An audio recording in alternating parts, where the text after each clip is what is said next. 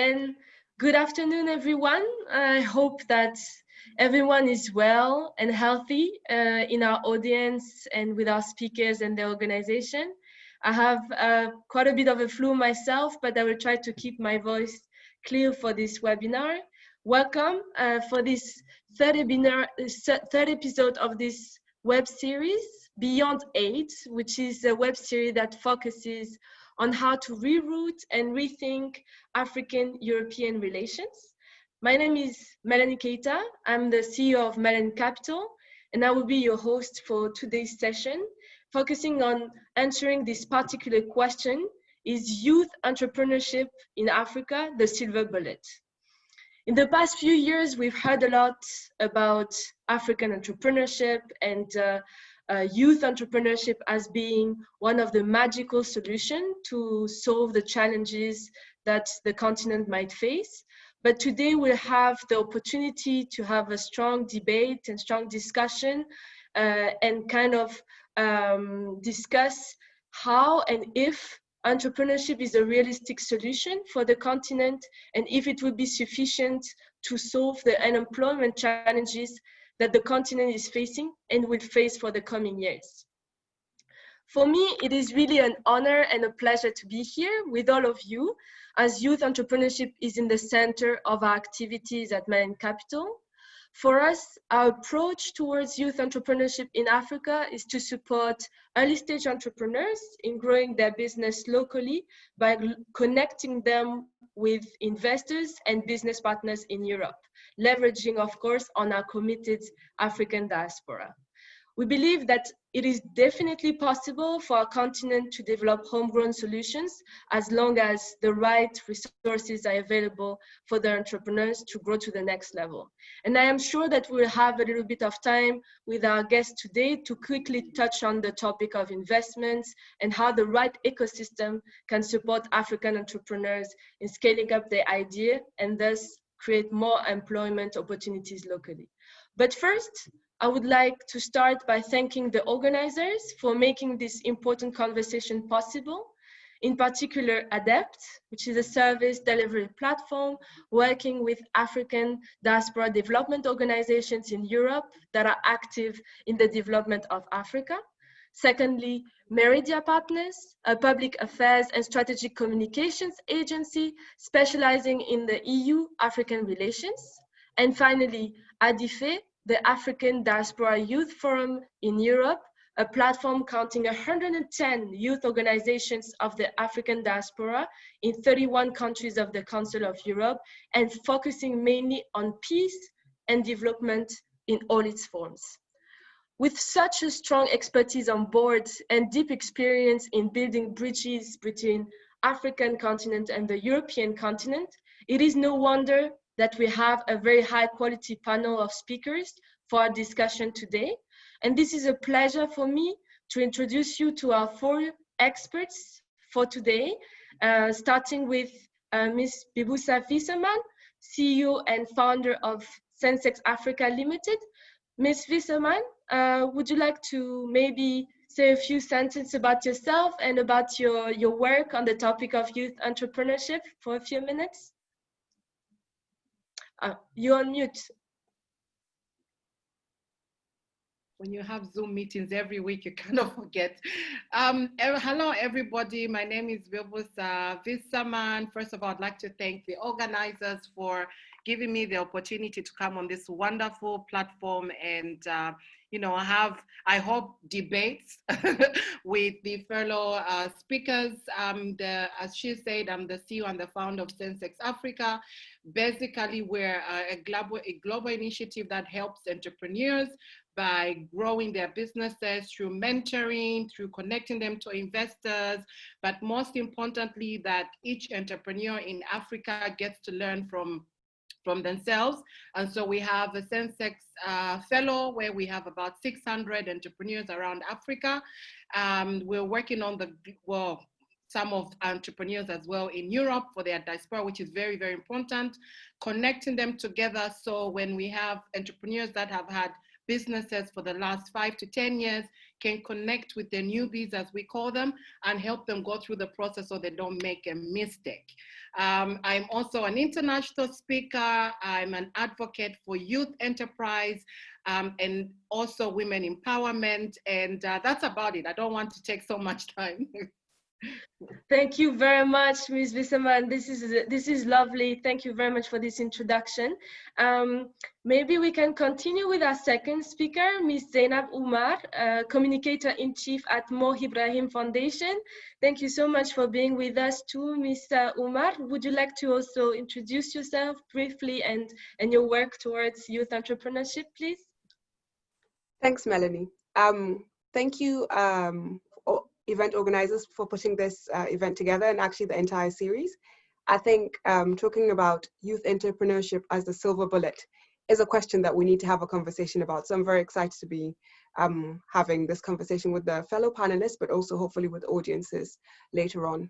I am in charge of communications at the Mo Ibrahim Foundation, and we're a think tank with the focus of good governance and exceptional leadership on the African continent.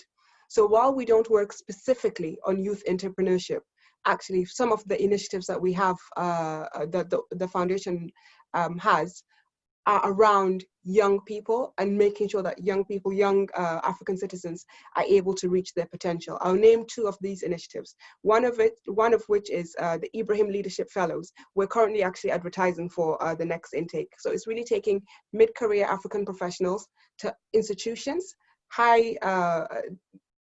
institutions like World Trade Organization, African Development Bank, and United Nations, UNECA, United Nations arm of Africa, so that from that helm, from that highest office, they can see how organizations and multilateral organizations work, really positioning them in a good place to take charge, to take the baton from previous leaders. So really it's around governance as a backdrop to allow Africa's transformation, and obviously entrepreneurship is part of, should be part of that transformation picture.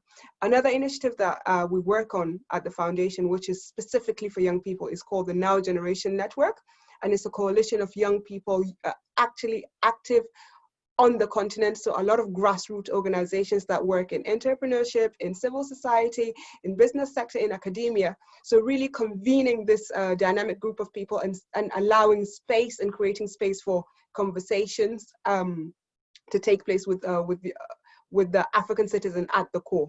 And the backdrop is always about good governance and exceptional leadership on the continent. I'll stop there, and I look forward to having an engaging conversation. Thank you very much, Ms. Umar. Thank you for that. So I'll continue with our third speaker. We have a majority of women today, which is absolutely amazing. Ms. Alugben from the Tony Elemelu Foundation, would you please introduce yourself briefly and also your work towards youth entrepreneurship to our audience? Okay, good afternoon, everyone, and warm greetings from Lagos. I think first of all, we'd like to thank the organizers and kind of applaud the fact that we're still having these events, you know, that brings us together to discuss the jobs, entrepreneurship, sustainable growth for Africa and African youth. Amidst all the changing landscape with the COVID pandemic, it's really good to see that we're still not letting, you know, the pandemic, for instance, derail the conversations that we need to have around youth livelihoods going into the future. It's such an important discussion to have and debate to have, and I am very excited to be here to learn and also share some of our learnings. When I say some of our learnings, if most people might not know, but in 2015, Mr. Tony Elumelu made a $100 million commitment to identify, train, mentor, and fund 110,000 African entrepreneurs over 10 years. So that roughly meant 1,000 entrepreneurs every year would get selected, trained, mentored, and funded, because we believe in the idea of Afro-capitalism, which says the private sector is the key to sustainable growth in Africa. Now, in order to push this philosophy, we needed to identify the next generation of private sector leaders. and that is the youth of the continent.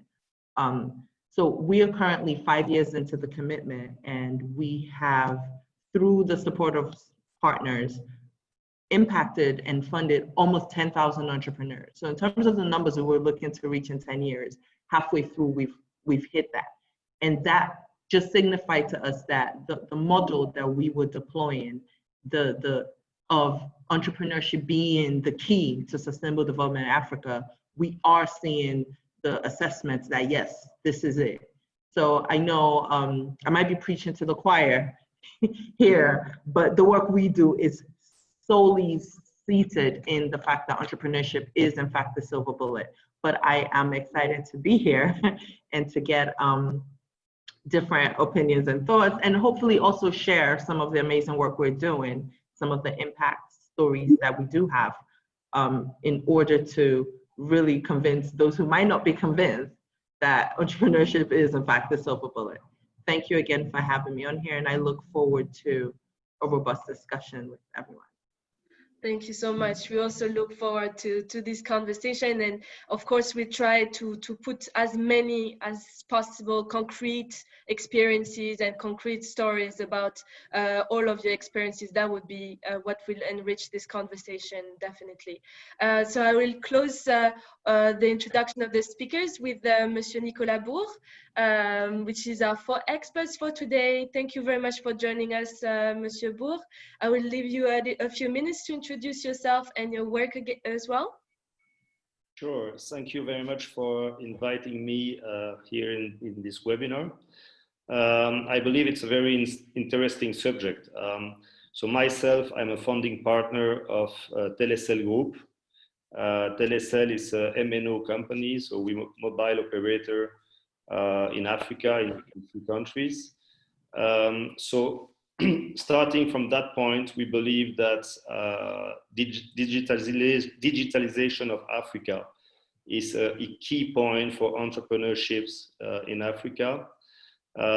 Without this structure, which is going to be put in place and which are in place right now, but with just the start of the path to digitalization of Africa. But we believe it's a key element for entrepreneurship in the continent, and we want to work with several projects and also follow more deeply the entrepreneurship in Africa through our initiative. We create a startup fund, which is the African startup initiative in Africa, where we follow several startups for the moment. We started this initiative a year and a half ago. With that program, I will talk about it later probably, but we have obviously a way to finance startups, but follow them through incubator program and next step after the incubation as well. So and the last point that I want to say for this subject is that we are also invest in a private university group in Africa, which is Lucas University. We believe indeed that education is one of the starting points of entrepreneurships in Africa. And to answer the question of the webinar today, for sure, we believe it's a bullet silver, and we are certainly acting in that direction. Wonderful. Thank you very much, Monsieur Nicolas Bourg. And thank you very much, everyone, for this introduction. It's very exciting to start this conversation with all of you. As I mentioned briefly, the objective of this 3rd webinar is to have an open discussion on entrepreneurship as a solution to youth unemployment and underemployment in Africa, and to highlight avenues and entrepreneurship in expansion and its limits. But first, before getting into the debate and all the questions, I would like to remind the audience that there are interprets for this event for Francophone speakers. If you look at the bottom of your of your screen, you have a button saying interpretation, and you can select the French audio. And we recommend you then to mute your English audio so that you can enjoy the full event with the French language. And please, again, feel free to ask all the questions you may have directly to the experts with the Q&A box, so that we can ask all of your questions to the speakers as we go along with the webinar. Thank you very much. So now that everything is clear for everyone, we can start with the questions. And I will start with a very general topic with the speakers on the questions that we had for this webinar. Is African entrepreneurship the silver bullet? I will start with you, actually, Ms. Alekbin, because you had such a strong positive view on African entrepreneurship. And maybe you can start by telling us why you think that this is a realistic solution to solve Africans' youth unemployment and underemployment problem, based on your experiences at the Tony Elumelu Foundation and the stories that you've seen in the countries where you operate. Very much for the opportunity to open the floor, as they would say. Africa currently has close to 200 million, if we haven't surpassed that right now, youth. And by 2025, there'll be like an additional 150 million or so, million youth workforce entrants in Africa. Now, to cater to this growing population, we firmly believe that entrepreneurship and job creation must be prioritized by all, governments, private sector, development institutions, all stakeholders. We see this growing number can either be a major challenge or an amazing opportunity. You know, it's an opportunity to create the type of Africa we all want to see, that is not the fund and dump sort of dynamic that we've had. We firmly believe here at the foundation that we can create an Africa where youth are positively engaged, they're staying away from all sorts of illicit activities, they're not risking their lives and their freedom in their attempts to leave the continent. You know, an Africa where they're able to provide for themselves and develop their communities. An Africa that, because of their staying put and building positively, it would attract economic investments that will lead to the deep social development that we're looking for. When we have this vision of Africa, we deploy this program. So a little bit about the program that we run and how this is how we've definitely agreed that it's the silver bullet. We run a program that we identify, train, mentor, and fund entrepreneurs annually. The promise that keeps is that in the identification of the entrepreneurs, we segment different types of entrepreneurs, because again, we're just looking for the people who are looking to make a change. We hear all the time that there are no jobs, there are no jobs. Essentially what our program does is, if there are no jobs or you can't find a job, why don't you create one? Create one for yourself and create one for your community. Create 2 or 3 jobs. You know, once we have helped you define your position in the world as a job creator, as someone who contributes to the revenue, we expect a trickle-down effect where the entrepreneur who's now created this job is now creating jobs and opportunities for others. Now, we have stories of impact since 2015, and I can absolutely share a couple of those. And even if I can share our doc, it's on our website anyway, our stories of impact, where entrepreneurs are saying that the key to their survival 4 years on is this entrepreneurial training, the ability to develop their skills and monetize it, essentially. We run a program that has no age, gender, or religious restrictions. We open up the program, we're agnostic. So as long as you're willing to work to create something for yourself, we are open to supporting you. We've run this program, which I should tip in, it's over 40% of our entrepreneurs are women. We focus on areas of countries of fragility, hotspots of irregular migration, or other illicit activities. Part of our view of entrepreneurship is not only the silver bullet in terms of youth livelihoods, but it is a path to peace and prosperity. Because if people are positively engaged, they don't have time to get involved in political upheavals and things like that.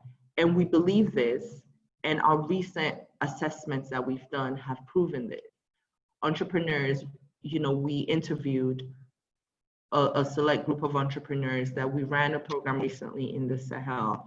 And just an overview of the findings from our third-party assessment was that these beneficiaries reported a positive change in their mindset. Something as simple as being part of this program increased their confidence and their ability to use their entrepreneurial knowledge to make sound business decisions and showcase them, because at the end of our program, you have to develop a business plan. The confidence that comes from having a Deloitte, for instance, our review partner, approved business plan is something that entrepreneurs are now taking into all areas of life.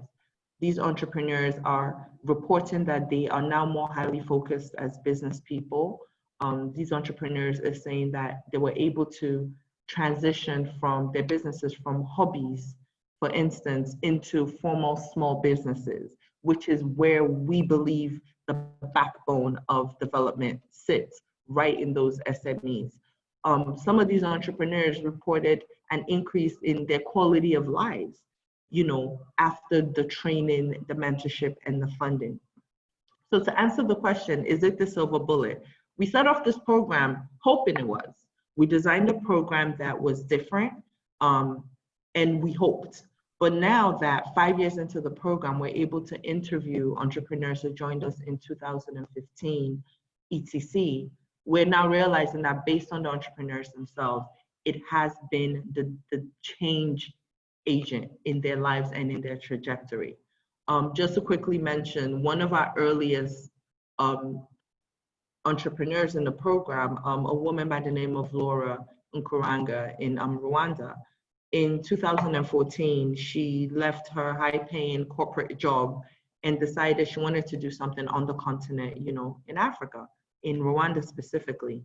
And the first seed capital she received was from the Tony Elumelu Foundation. And this 5,000 received allowed her to take the leap. And today she's the largest distributor of fruits and vegetables in Rwanda with over 70 employees. She's raised over $3 million in seed stage capital. And this is just one of the examples where we can actually point to, wow, this mix of pushing entrepreneurial, ministry, so to say, supporting the entrepreneurs with the training, the mentorship, and a small fund, a small non-returnable grant to test the idea. It's actually now trickling down into where we're seeing these hundreds of jobs being created across sectors. We're seeing people coming back to give into the program through mentorship and other value add services they're providing for the other entrepreneurs that I met here. So for me, like to answer the question, and I answered it in my intro, this is the silver bullet. We have the reports, we have the assessments, we have the feedback from the entrepreneurs, to prove that. And we're just hoping that, again, these sort of conversations can break open this idea that we don't know what we need to do on the African continent. We're hoping these conversations can encourage people to try a new way of thinking, a new way of empowerment, and probably just help layer on what we're doing, because the idea is we offer a 360 approach to development of the youth continent. If we are doing this thing in a holistic way, we can all come together in a sort of collaborative philanthropy where, for instance, the MERIDIA Foundation working on leadership and leadership training, this is something that we can we can pipeline entrepreneurs across our different initiatives in a way that actually builds the sustainable results that we want. So yes, it is a silver bullet, but it's not the only tool to attack this thing. And I am excited that we can show that entrepreneurship, yes, it's working. What else can we layer on so that it can work for a very long time? Thank you very much, Ms. Alukben. This was very comprehensive, and it's always very good to have concrete proofs, because at the moment we had so much, let's say, smoke around African entrepreneurship, but when we always have those hard proofs and stories to showcase it, it really strikes the eyes and the ears. So thank you very much for sharing this. And it is even more interesting to understand that by empowering people through entrepreneurship and through the education that you provide, they also kind of they can develop in other areas that is not related to business or economics per se, but also governance, as you explained. And I would be very curious to pass the floor to Ms. Umar to discuss on her perspective on how to engage also different stakeholders and states and other leaders into the narrative of the development on the continent, how we can implement this kind of holistic approach that Ms. Alukben was talking about, and how we can support entrepreneurs differently and in addition to the education that foundations like Tony Elemelu is providing. So could you please give us your take on this question and how you think that entrepreneurship can realistically solve the challenge of unemployment on the continent? Thanks for that. How do I think entrepreneurship can solve the problem of the continent? I'll come back with an example at the end, but I just wanted to acknowledge a few things that, can I call you Adewunmi said, which is about the youth bulge. The demographics are really quite striking. And this means potentially we've got a double-edged sword on our hand. On the one hand, this is a massive opportunity to get creativity, to get transformation, to get this kind of entrepreneurship to create the next wave of business people, grow economies, etc. But on the other hand, of course, if not harnessed, we're at risk of losing Africa's youth, either through brain drain, muscle drain, huge migration, caught into violent extremism, and all sorts of negative avenues. We at the foundation work on this product we call the Ibrahim Index of African Governance. And really we believe that the delivery of public goods and services from every African government to its citizen is very key. So when we talk about entrepreneurship, we have to look at the backdrop and see the governance landscape of a country, because that would enable entrepreneurs to either make it or not. So at this moment, we're looking and working on our next iteration of the Ibrahim Index. But just to introduce the concept, we've got over 100 indicators that look at different buckets, different areas of governance. So in order for entrepreneurs to do well in their host country, in their country, they need to have a right enabling environment. So therefore, before we can talk about entrepreneurship being a silver bullet, we need to definitely look at the governance landscape of the country. So we need to start from, we need to start one step or a few steps before we can say youth entrepreneurship is providing solutions. I want to give you an example of the optimism that we found coming directly from Africa's youth. And I'll give you this example based on a recent exercise we did at the foundation. So with this body of now generation youth networks that I mentioned at the introduction earlier, we asked young people across 35 African countries, really, what does this pandemic mean for them? Because actually at this very moment in time, you can either be very pessimistic and look for this is very, very much a doom picture, or you can innovate and you can really be part of the solutions. And what we found was actually a lot of young people believe that more than the health crisis, the biggest concern for them is economic opportunities, is employment, and it's creation of employment, but also a kind of recognition that young people do work in both formal and informal sectors. So while this is the feedback that the young people gave, while a lot of governments, when they were thinking about COVID measures to protect citizens, there wasn't really much focus on the informal sector. And they believe that we have to look at both sectors in order for us to safeguard our citizens, but specifically young people and some of the activities that they're involved in. And when we asked the group of cohort, really, how are they responding to this pandemic? A lot of them actually said, we stepped up and we became part of the solution. So you can see a kind of citizen-owned and citizen-centric, take a problem and let's look at how we find solutions. A lot of these young people stepped up in voluntary capacities. They organized themselves, whether via religious institutions, whether via just industry, making masks, etc.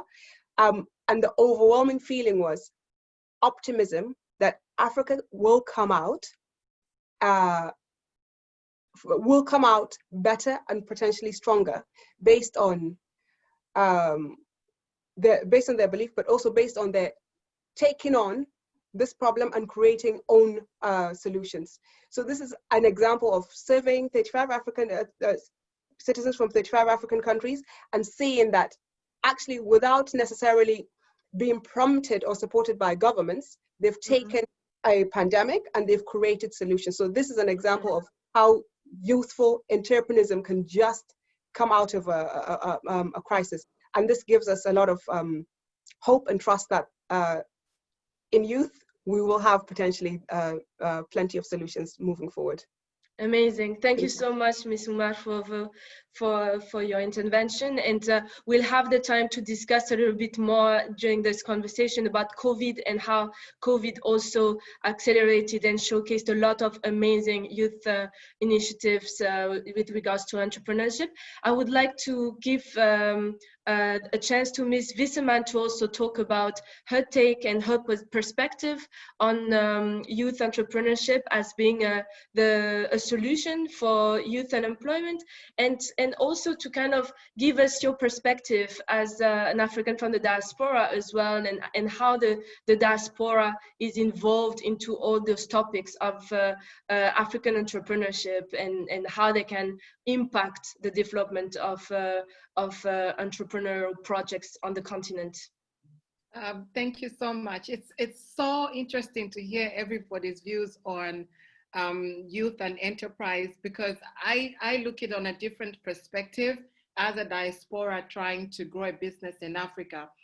And excuse me. And then the only thing that I'd like to probably disagree with my counterpart, well, I don't know where you've done your research, but and I love debate, so please excuse me when I say this.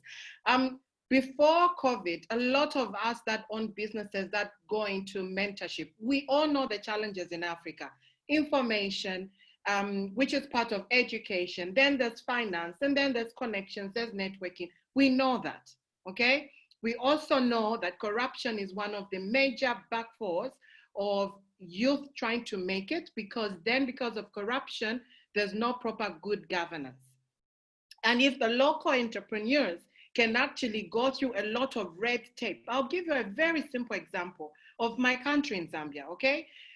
There are so many young entrepreneurs that have got brilliant ideas, but also the history of my country is definitely different from the history of West Africa. Let me just say Sub-Saharan. We got our independence in 1992. So if you can imagine, the whole new world of entrepreneurship is relatively new. And that means that even our government and their policies, they're all still driving or looking at, yeah, okay, but if you work, you need to be either a doctor, a nurse, or work in the government and earn and take your children to school. And now the youth in Zambia say, no, hold on a minute. We know that education is very important, but we also need the government to put certain policies and incentives. For example, tax incentives. We have so many investors that come to Zambia to invest in energy, manufacturing, you know, farming, even farming. And then you have a brilliant entrepreneur. When you look at of course, the business models need to be tweaked because that's what we do as well. But you look at them and have a conversation with them and they say, you know what? I went to the government, which we call Zambia Development Agency. I gave them my business plan and they say, we can't fund you. Then when we have an investor who comes in, yes, with a lot of money, but probably an idea which is not even better than a local entrepreneur.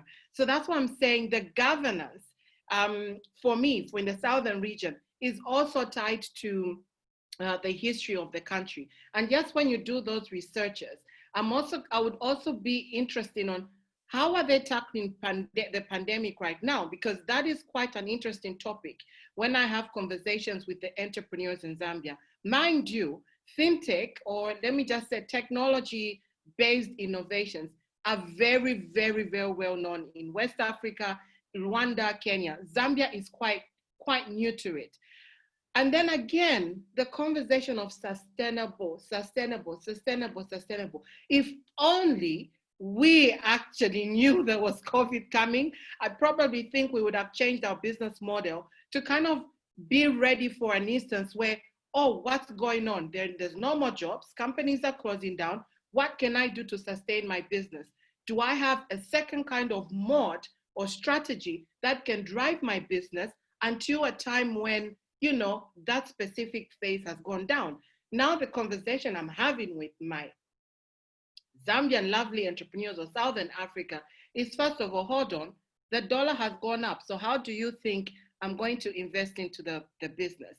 Secondly, but if I get to talk to the government, they're literally not interested because right now the hot topic is COVID. Do you understand? And so for me, having the youth they do have the ideas, please don't get me wrong, and they do want to make the change. But I think there has to be a more aggressive note of voice that we other entrepreneurs, for example, in diaspora that are living in, like for example, Germany is one of the richest countries in the world. We know that. And in the beginning of COVID, everyone was going into a panic mode. They came up with an emergency fund for entrepreneurs in Germany, which I found fantastic. Do you understand?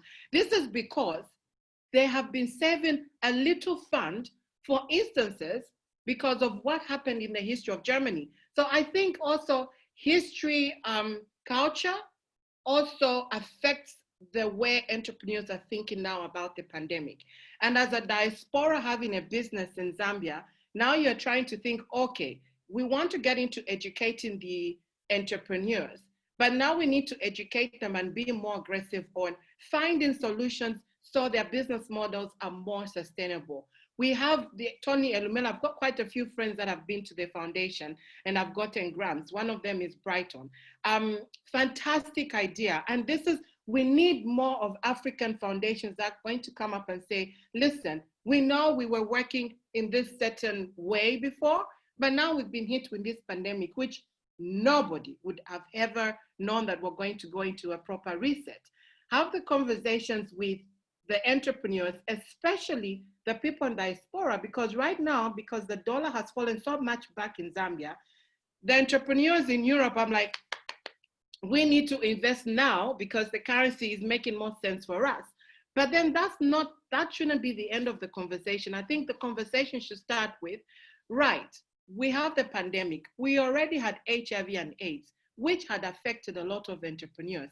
That topic shouldn't even be forgotten because COVID as it is should be actually tied on to how entrepreneurs that are being affected, whether directly or indirectly with HIV, can also have this health crisis factor, but then build proper business plans that are going to be sustainable for the future, because we don't know if we're going to have a second wave. But then again, we need to be prepared. I think we've learned this the hard way, of having businesses that are going to be able to sustain, or even having businesses that you can create a different model that will be able to sustain you in case things don't work out as you plan them to be. Absolutely, and thank you very much, Ms. Wisserman, for emphasizing on this. And I think because of all this COVID conversation, there was also a huge emphasis on digitalization and how digitalization is kind of the utmost solution to support entrepreneurs in developing their business and becoming more sustainable. And I would be very happy to hear what Monsieur Bourg has to say also about how digitalization can accelerate the growth of entrepreneurs and kind of support them in becoming this solution for underemployment and unemployment in the continent. Sure. Well, first, I believe, to come back on the COVID topic, I believe that the COVID just create and fast the process of business based on digitalization. You see companies like Amazon worldwide, which did an amazing turnover during this COVID period, and prove certainly that its business model is robust. So now back on the how do we see that digitalization will help entrepreneurship in Africa is probably based on several pillars. The first pillar is certainly infrastructure. You need to develop in Africa a decent networks with high-speed communication, with content, with fintech application, and maybe more on a large-scale level application, and this ecosystem will create opportunities for entrepreneurs to develop their own idea and fulfill the needs of their project to the population. Without this infrastructure, it will be much harder to develop and much more costly to develop a concept from the page, the blank page, to the practical business. So that's number one. Then I believe that again, digitalization is certainly needed for education. We'll see, and we see that during the COVID as well, everything is going through digitalization. But it's probably give the foundation of a new way of education and of a new way of communication as well. So, and as we know, education is certainly a key to have fruitful entrepreneurial markets and continents. So in that way, I believe that it's a key element of it. And then you have what we call, well, we have created African Startup Initiative. For us, it's a really a very interesting initiative, because it gives us the information of the needs of the market as MNO of a company, of the future of our company. And when you listen to entrepreneurs and startups today in Africa, you have an idea of the trends of what will be Africa in the next 5 or 10 years. And a common element of those startups is certainly the product and well, product which feeds the needs of markets and population, but all those products are based and possible due to the use of the digital technology. And this is a key element that we see. It's very interesting. And again, to come back on the COVID, we just believe that the COVID is something, it's an external element that we all faced. It's a world pandemic, but it's forced us to think more digital. Africa has the opportunity, because there is so many things to do in Africa. It has the opportunity today to go in that digital trend from the start. And so I want to stay very positive with even like COVID, we need to use this COVID catastrophe as an opportunity, because it forced people and entrepreneurs to go on a more sustainable way to build a business, because it forced us to see and to work as a future business. So that's how I see it. Perfect. Thank you very much, Monsieur Bourg. And just continuing on this line that COVID offers an opportunity for entrepreneurs to build their own business. Ms. Alukbin, why, as a partnership manager at the Tony Elumelu Foundation, how do you see this acceleration being possible? Do you see that partnerships, especially African European partnerships, can accelerate this growth? And how have you been in the foundation? How have you been implementing those partnerships to support better the entrepreneurs that you are supporting through your programs? Thank you very much. So again, my role is a partnerships manager. So I feel like these are softballs where I'm like, yes, partnerships is the key. But this role is relatively new here. And part of the reason is that when we set off on this journey 5 years ago, we had opportunity to create opportunities for 1,000 entrepreneurs a year. By last year, keep in mind, we are meant to be supporting 1,000 entrepreneurs a year. We had almost 300,000 applications to a program that only had spots for 1,000 people. So it essentially becomes a case of dashing hope. People have seen what we're doing. Like Vivisa said, you probably know somebody who has benefited from the program. And we get more and more applications every year, exponentially growing. But we only had enough support from the founders' private family wealth. So it forced us to kind of open up the program and to essentially approach international development organizations who have been working on the continent in different ways and say, look, we have this brilliant model that can do A, B, C, D, E, F, G, look at the short-term immediate findings that we have, look at the results we see. How do we work with those who are looking to work in Africa, kind of expand and scale this program? And for us, we have been lucky that we've been able to bring on partners from the UNDP, the AFDB.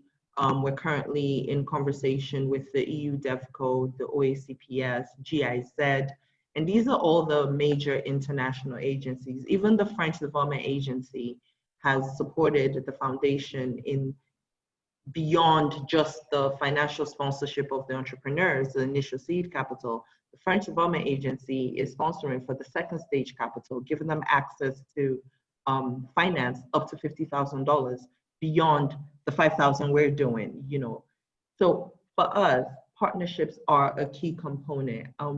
One of my colleagues on this call mentioned, I believe it was Zainab again, that the governance landscape is important in order to enable the entrepreneurship and entrepreneurial results we are looking for.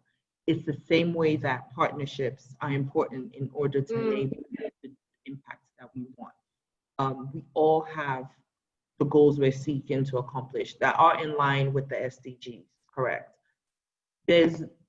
We can't do it all. And that's why I speak in the position of a collaborative sort of philanthropy. Let's aggregate our impact, aggregate our results. For the idea that can partnerships do partnerships help?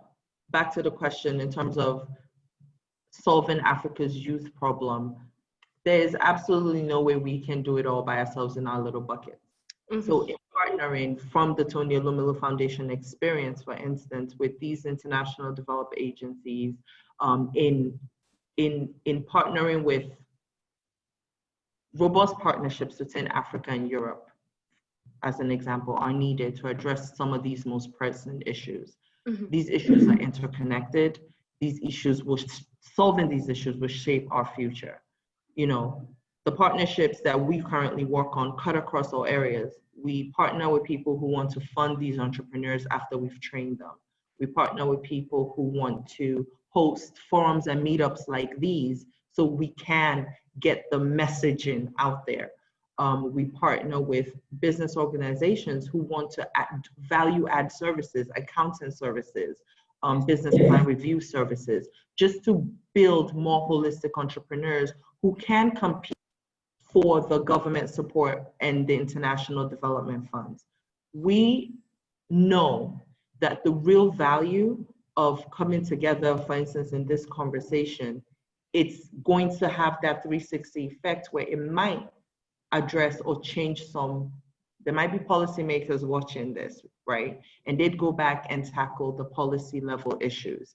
There might be international investors watching this who'd go back and say, okay, when we go into a country, we're not just gonna work with foreigners, we're gonna work with the local talent and the local content there. So when we partner with people, we partner across the entire value chain of the entrepreneurial intervention that we have created. Both continents, or all the different continents represented in partnerships, they get to figure out how each other work. They get to figure out what's the best practice. They get to figure out the challenges that are faced in Europe, for instance. We sometimes see our challenges in Africa through just our lens. But the idea is when these entrepreneurs or these young people leave Africa and go into Europe, for instance, there's a host of other challenges that they bring into that environment and the pressures they apply to that economy. So when we're looking to say, oh, we want to keep Africans engaged in Africa, through partnering with people on the other side, we kind of have an idea that beyond keeping them engaged in Africa, by doing that alone, we're helping towards the end of the line where you don't end up in another country adding pressure to that economy. So for us, absolutely, yes, certainly. Back to the question. Yes, certainly. Partnership-based approaches between Africa and Europe, between Africa and development agencies or international development agencies in general. They promote directly SDG 17. So one, we've checked that off, but they can contribute to accelerating the agenda for youth entrepreneurship, because we both are going to benefit if we get this right.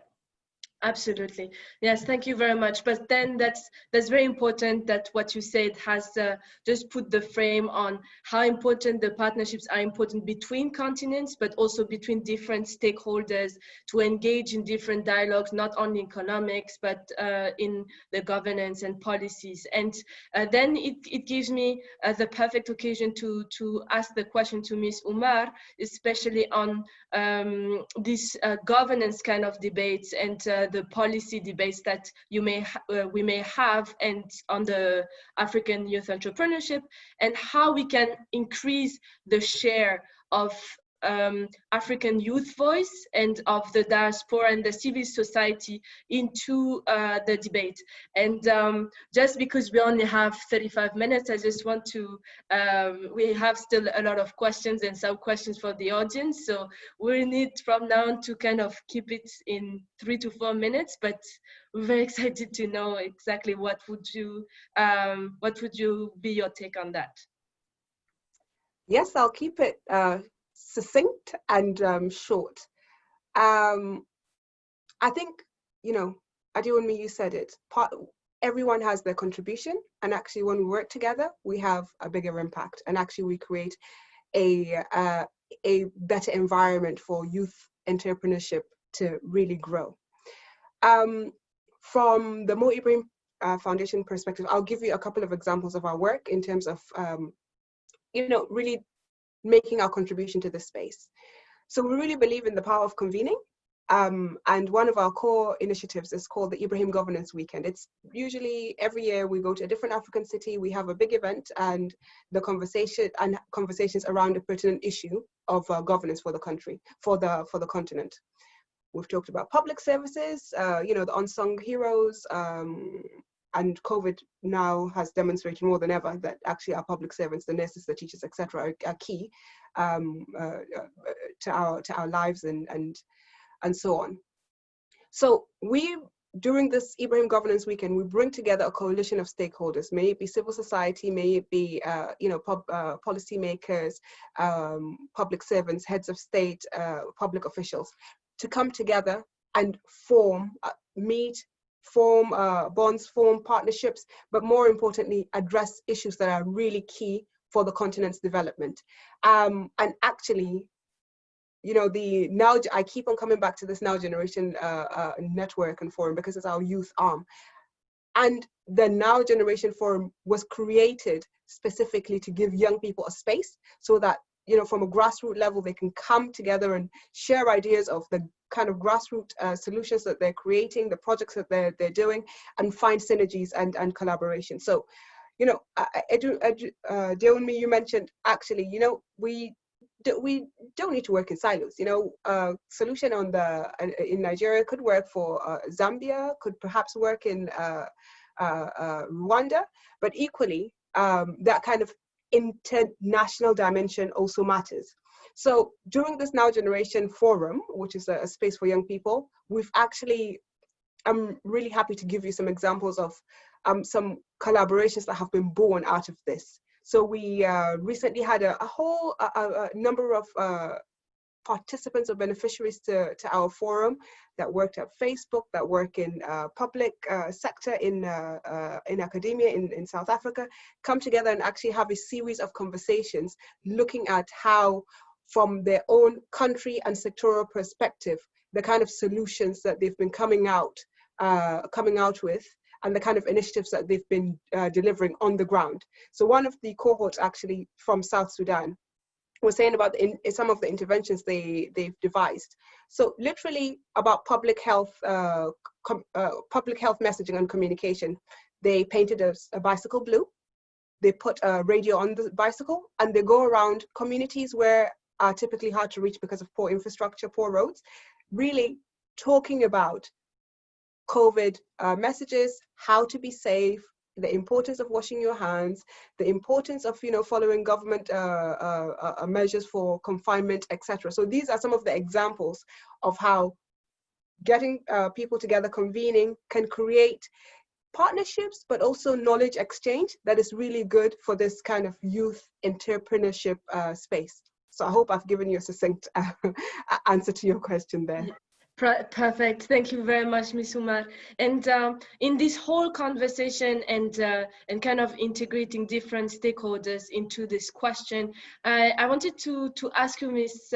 Wisserman, if you could give us your perspective on what the role of the diaspora in all of this, because as a diasporan entrepreneur, you of course want to have an impact in your home country with all the challenges that it entails.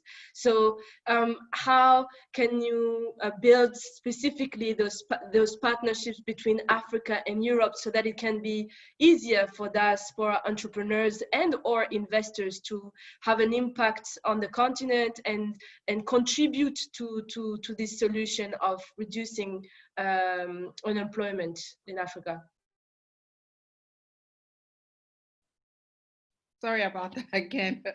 I think the diaspora, especially for my community, are doing quite a fantastic job in, first of all, having a conversation on what is the situation with the diaspora right now and how do we move forward to continuing being an impact in our in our home countries rather. So what we have done is, for example, my organization had been working with other diaspora that, for example, want to start a business in Southern Africa, but have no way of interlecting or interconnecting with the business models in Zambia. I'll just talk about something that's probably has been in conversation with a lot of people, with the African free trade. And I'll link it up with the diaspora in 1 minute. I know I have 4 minutes. So the African trade is, I am praying that they will look at their policies and help, because that is one of the major key factors that is going to help Africa grow. Why I'm saying this is we are going into digitalization, right? And everyone is going into e-commerce, but I would take, for example, of Southern Africa, 60% of the entrepreneurs in Southern Africa are into farming, okay? And they want to get to grow their businesses and probably re-diversify their business model so they can actually have an e-commerce, which can allow them to export their products to Europe. So now as a diaspora, we have the skills, right, to connect to the right partners that will help us actually bring the African entrepreneurs, you know, to obviously invest or use their platform so they can export. So the role of the diaspora right now is more forming partnerships that not only are going to benefit us as a diaspora in starting businesses or growing our businesses in Africa, but also our main target is how am I going to help my auntie in the village who I know has got 100 hectares of tomato, bio tomato. How am I going to help her to educate her to learn how to build a business model and connect her to the right person that then she can export? But that can only happen if the countries in Africa all agree to sign the African Free Trade.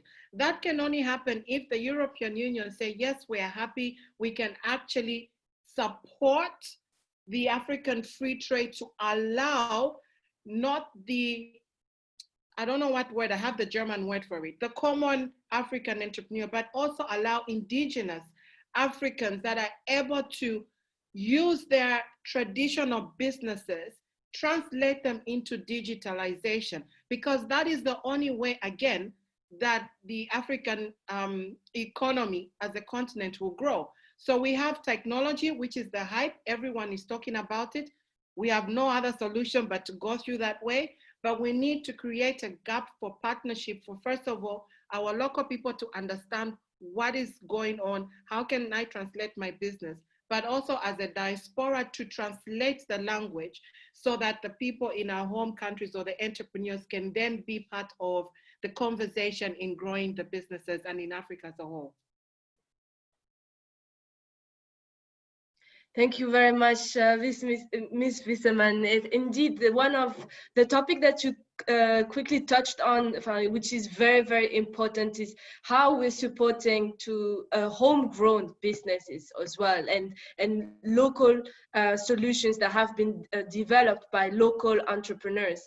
And I would like to propose to Mr. Bourg to comment on this and maybe walk us through how a private actor is supporting homegrown businesses, maybe also getting digital or speeding clearly the acceleration process. We understood from different speakers today that partnerships was a big vector, education was a big vector, and then the right governance framework. But maybe you could tell us also how through your acceleration program and through innovative financing instruments you manage to support those homegrown solutions.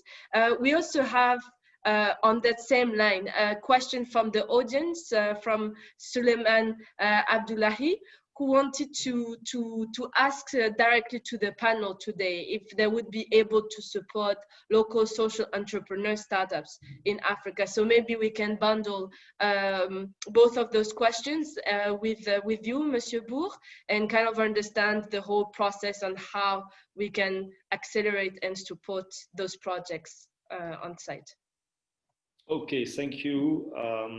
Well, first of all, I would like to say that I'm totally in agreement with Mrs. Wisserman. That's what we're seeing on the ground. We're seeing traditional job and economy making the turn, or not really making the turn, but adapting their traditional way to produce to a digital way to distribute and to have access to a bigger network. So how to educate people to do that and how to help them to do that? Well, first, we are a private company and we do private initiatives. What we can see is exactly what we're doing with our incubator. We are selecting what we believe it could be a success story. And that's our goal, to select the right initiatives to make it a success. And when we select those people, obviously our goal is to build their future business or their business with the implementation of the digital elements and the digital technology. This is something that it's a key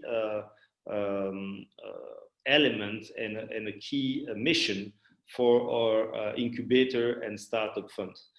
Now, as I said, we are a private initiative. We don't have any money so far from institution. We're looking for that too, but we want to prove that what we're doing right now is benefit for the population of the country and Africa more generally. And I believe the only way to achieve this goal is to finance and to have access to more finance to create this structure on a bigger scale. I'm really happy to see that I believe we think in this panel we think we are on the same page about the future of Africa and the future and the way to create entrepreneurship in Africa. But now it's a matter of how we're going to do it. And that's linked as well for the partnership question. We are demanding as a private initiative to create partnership with institutions because we act locally right now. We have we have a limited financial means to have that initiatives, and that's what we do, and we believe it's very beneficial for ourselves as well.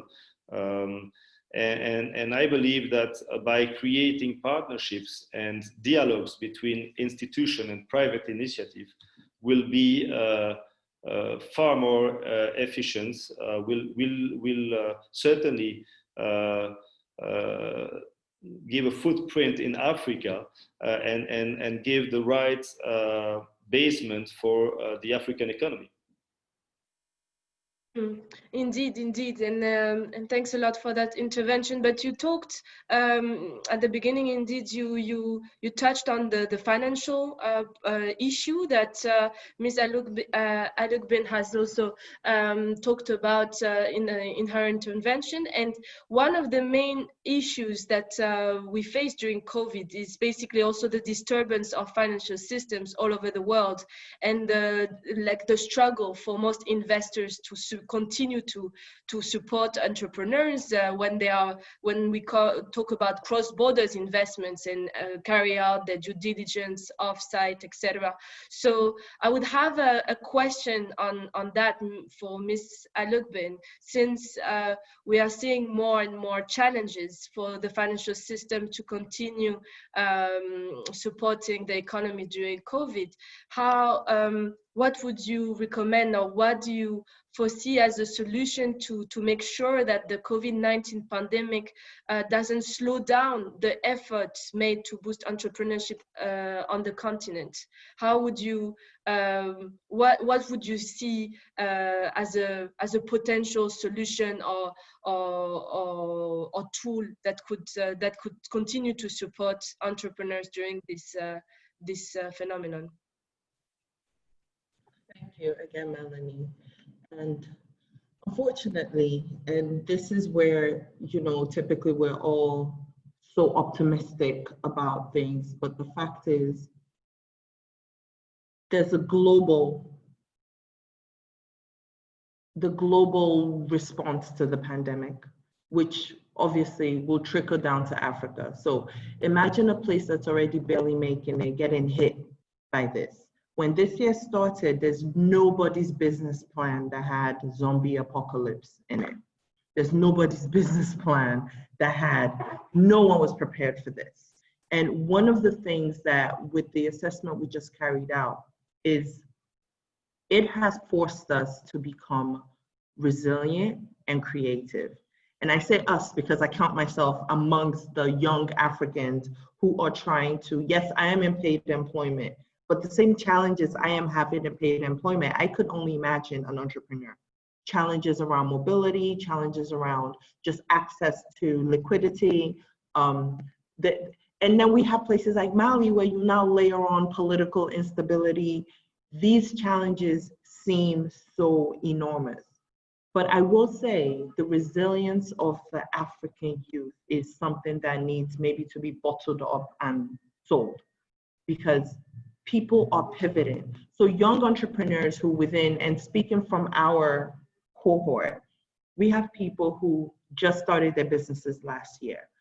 We have an entrepreneur who is a farmer and ideally was excited and the passion to start this business to farm. Then COVID hits, there's restriction of movement. This person cannot travel to sell their products as they used to. So we at the foundation start getting emails around, oh my God, what do I do? I have all this harvest. I can't move. I don't have this.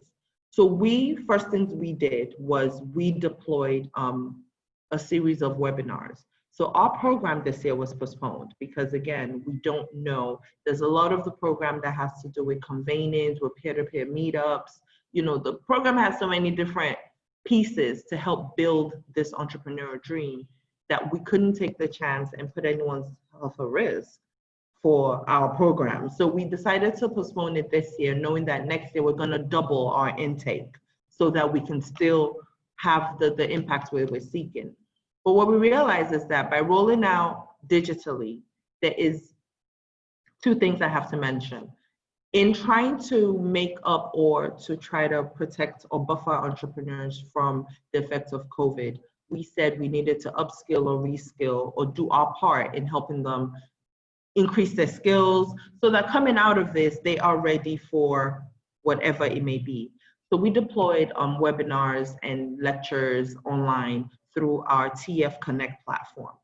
Now TF Connect, as an aside, this came up because while we were working on enhancing the skill of the Africans and pushing entrepreneurship, we were careful not to miss the emerging opportunity around digitization of Africa.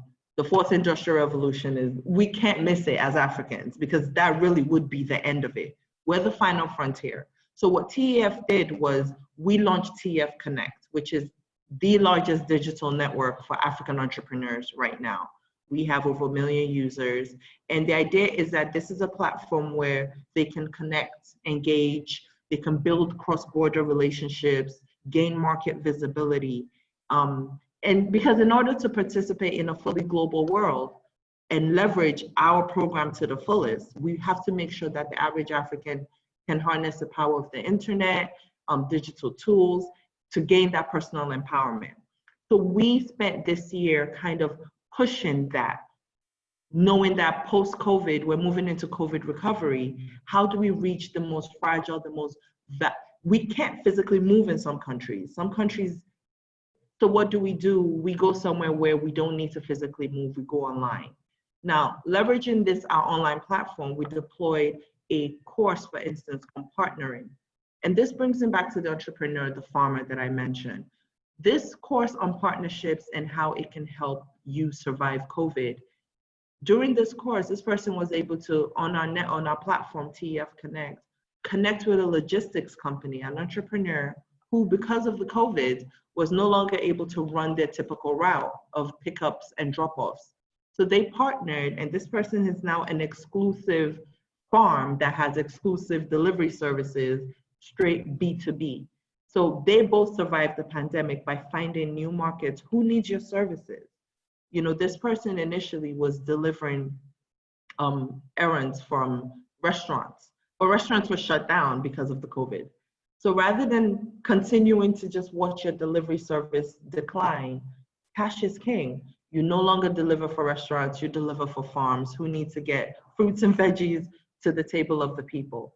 So in terms of trying to build a sort of resilient entrepreneur, because that's the only way you'd have gotten past this COVID thing, we leverage on all the things in our wheelhouse. We did the online training, the reskilling, the upskilling. We worked with Project Management Institute to deploy a 6-part project management training, so that our entrepreneurs, once this pandemic, because we are optimistic that we're moving into the recovery phase, right? We're optimistic that we're going to have entrepreneurs who are now eager and optimistic, and they can actually deploy the programming that's necessary to build a bridge across this year, because everyone is like 2020, let's just see 2021 and see what happens there. But you can't go into 2021 with the same preparation you came into 2020 with.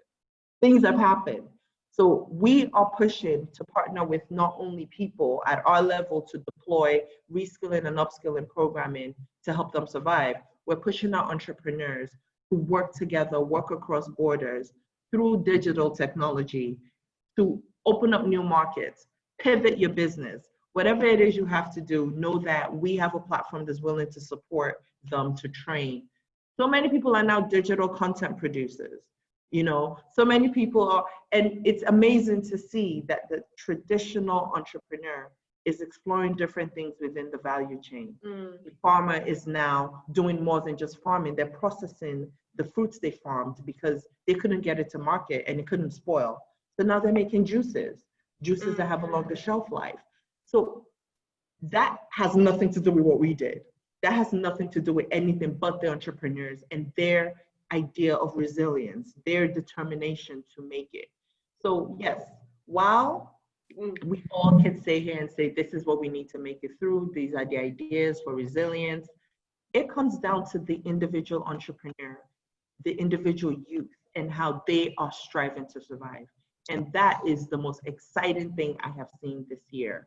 The entrepreneurs themselves pivoting, changing direction, partnering, and opening up new markets on their own in order to make sure that they survive and that they help us prove that entrepreneurship is a silver bullet. Absolutely, absolutely. So what you really explained to us is this idea of to avoid COVID kind of slowing down the efforts of entrepreneurship on the continent, to support entrepreneurs to be more resilient. And of course, they can do it by themselves, but with the support that foundations like yours also provide, that really can accelerate that. Thank you so much. And on that line, Ms. Umar, I just wanted to ask you, how do you see the role of political leaders and governments to kind of make sure that this COVID situation becomes a kind of a real opportunity for entrepreneurs that start new projects, that really try to solve challenges, and not something that kind of just delete their jobs and make them in the unemployment statistics? Yeah, thanks for that. I think a couple of things have been mentioned that are quite key in terms of how what role government can play. So one is, I know Nicolo specifically was speaking about, digital and the role that digitals play more than ever. So we've got a situation here where actually on the continent, 60% are offline. So we've got a problem with the digital divide. This is a time where the government can see the real benefits of making sure that we work on improving our digital infrastructure, internet connectivity, and really a kind of upskilling of citizens. Let's take it to education provision and making sure that citizens are also digitally literate. So I think that's definitely one area of improvement. If we don't address this, we're going to have a situation of even more entrenched inequalities. One of the young people affiliated with the Foundation's initiative actually said this quite nicely. He said, during this time of COVID, we're having a lot of information dissemination around public health messages. And actually, a lot of this information is done online. It's disseminated online. So if you don't have access, you're not only out of access for your own health, but also you're being locked out of knowledge altogether. And this is a real challenge as we move forward. We must remember to really work on closing that divide in our various programs, projects, be cognizant of that divide. And secondly, really, again, I want to pull from some of the findings from our work with the Now Generation Network. They were very clear in terms of how they believe governments have responded to the immediate crisis, which is very much, in the words of another cohort of our initiative, the Kenyan government has very much reacted with an iron fist. So really, this is what I want you to do. If you don't do it, the police will come down hard on you. And what we want to be getting governments to do is really taking citizens along. So you want to be explaining, we need you to take these measures because this is for the public good. So therefore, we need you to be also helping us think about solutions, because you as a citizen are confronted with your everyday challenges when it comes to delivering your work, when it comes to executing your business, whether you're in the formal or informal sector. So this is a real opportunity to have a genuine collaboration between citizens and governments, because this pandemic affects us all. So whether, like you were saying, Deonmi, whether you're a business person or, an employee, the concerns around mobility affects us all. The concerns around restricted restricted liberties is affecting us all. And this is a chance where we can all come together and really hear each other out, especially around solutions. Look, if I have a stall in the market and I need certain things, the government may not necessarily listen to me, but actually a young entrepreneur can do that advocacy. They can be the one that champions the cause, goes to the local municipality and say, we also need the marketplace to be safe and secure for young women to carry out their business. So there is a role to play in terms of advocacy with the government, but also in terms of governments really listening to grassroots solutions. And more importantly, we need to make sure that we're closing this, what we can see pronounced more and more every day, this widening inequality. So this gap has to be closed. Thank you. Yes, absolutely. Thank you very much, Ms. Umar. I will take the question from the public. We have a new question. So Mr. Boer and Ms. Wisserman, this will be our last two questions for today. Ms. Wisserman, you talked a little bit earlier about the financing from the Zambian government, more specifically, and how it could support entrepreneurs, but actually worked more with other investors to do some projects in the country. In general, there's one person from the public that was wondering if you see in also maybe other countries government mobilizing financing to support the entrepreneurs and few entrepreneurs projects with the same way that the German government would do, for example, but in other African countries, maybe leveraging on other instruments, but that would be interesting to know. Did you see me smiling when you mentioned Germany? Yes. I would wish Africa could be the little percentage of, first of all, the work mentality, the business mentality of the Germans. I would really commend them. Before I answer the questions, I know the minutes are going away, so I've really learned a lot from all the participants, all these speakers on this platform. I've been writing my notes, literally. So just basically to answer the questions, it would take a long time. Doesn't mean that there's no corruption in Germany or in Europe. There is corruption. But you see, when you talk about democracy, I'll go a little bit into politics, right? Politics also has a lot to do with the livelihoods of the African people and the entrepreneurs. It would be fantastic. I mean, we do have, for example, in Zambia, we have Citizen Economic Empowerment Commission, and they have grants from World Bank that they give to entrepreneurs who are in farming. They train them, which is fantastic. There are also other initiatives that the government works with, the UN and other donor firms to help entrepreneurs grow. But at the moment, our own government have already got issues in paying a local teacher, a local doctor, a local policeman, for them to get to a point where they have a specific fund and budget only to be allocated to the entrepreneurs, I would say I would hope for that. I don't want to be any negative. But what I just want to say, and I hope someone from the government or anyone connected to any African government, we really need to be serious about education, guys. Like, my daughter is 11 years old, right? She has access to the internet to read and research on stuff. This is now, COVID has happened in such a way that it's either you look at it as a half full glass and think, how am I going to change my government policy? Education, we've been saying this for I don't know how many years, but we need to digitalize our education system. We need to start now teaching and going out, and not just the primary or standard educated. We need to teach our children about finance. We need to talk to them about trading. We need to talk to them about SDGs. We need to be very, very aggressive and passionate. You know, that when you go to a certain school and you ask, what is number 5? They're able to tell you and explain what is. I think our governments in Africa are doing okay. There's some governments like in Rwanda, I would recommend them.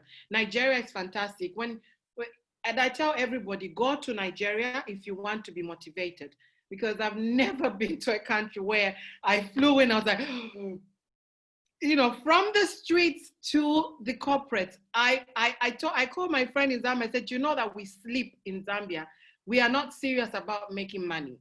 But that's also because in Nigeria, it's a different cultural setup. And people I've seen are very passionate about education. The government is actually doing a lot on education.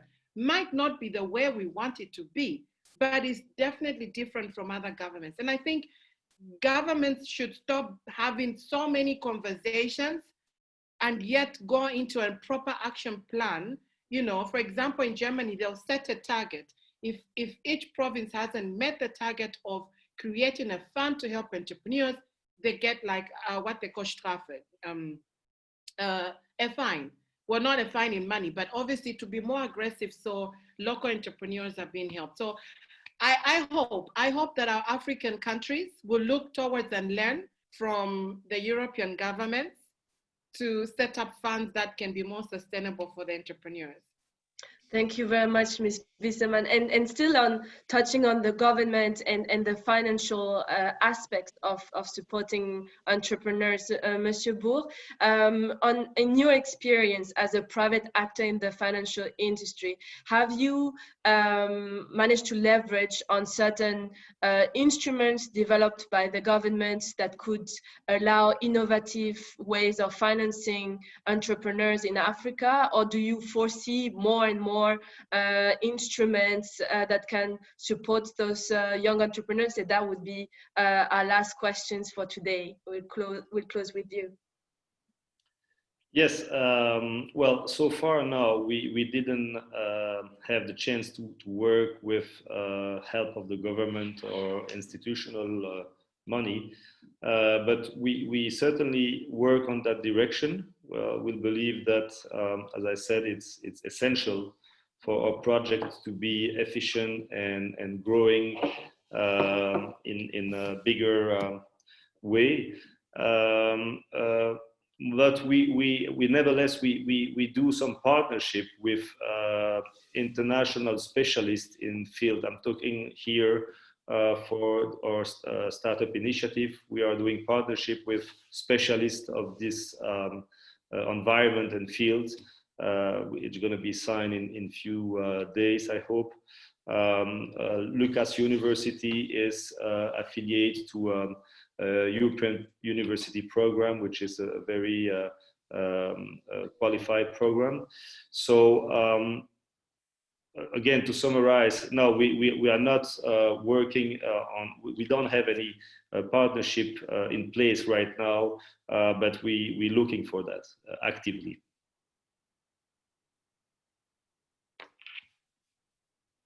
Sorry, I was muted, but thank you very much, Mr. Bourg. And we are now almost fully on time. 4:30 was the deadline. It's 4:31. So I think we can call it a very successful conversation. Especially we learned a lot today. Thanks to all of you again. Thank you for all the speakers for being with us today and for discussing this very important topic of youth entrepreneurship as a solution to reduce youth underemployment. We understood that you were all completely positive about the question, is youth entrepreneurship the silver bullet? I think we have kind of an anonymous crowd when it comes to that question. However, it seems that there are still challenges that remain on the continent to kind of support those young entrepreneurs, be it on the financial side, on the government side, that has been really emphasized today, and the need of having the proper infrastructure in place and the proper policy framework to support appropriately those entrepreneurs. So thanks a lot again, and thank you again for the organizers for organizing this this session. It has been a very fruitful exchange, and we are looking forward to having also all of you and all the audience present for the next web series next week, focusing on climate change and partnerships around these questions to support the continent on fighting this big challenge for our century. So thanks again, and I wish you all a very good afternoon. Thank you very much for having us.